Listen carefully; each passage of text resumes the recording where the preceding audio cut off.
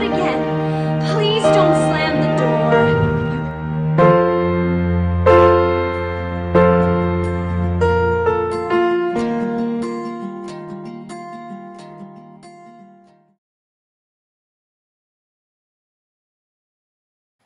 Walls are oftentimes used to protect, to shelter, to create home, however, it can also be used to separate, to distance, to detain.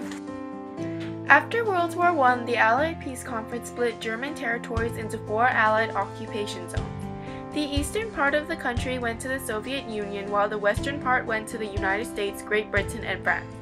Even though Berlin was located entirely within the Soviet part, the Peace Conference agreement split Berlin into 2 sectors. The Soviets took the eastern half and the Allies took the western half.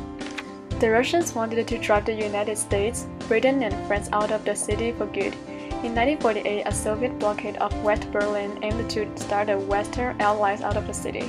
Instead of retreating, the United States and its allies supplied their sectors of the city from the air. This action became known as the Berlin Airlift. The Berlin Airlift lasted for more than a year and delivered more than 2.3 million tons of food, fuel, and other goods to West Berlin. In 1949, the Soviets cut off the blockade. In the 1950s, West Berlin became a showcase for West German prosperity. A massive group of low-paid East Germans, unhappy with communism, fled into West Berlin. To stop the flight, East Germany built the Berlin Wall in 1961. In 2 weeks, the East German Army, police force, and volunteer construction workers had completed a concrete wall with barbed wire and patrolled by guards. The construction of the Berlin Wall did stop the flood of refugees from east to west. Over time, East German officials replaced the makeshift wall with a sturdier and more difficult wall to scale in order to scare people away. A 12 feet tall, 4 feet wide mass of reinforced concrete was topped with an enormous pipe that made climbing over nearly impossible.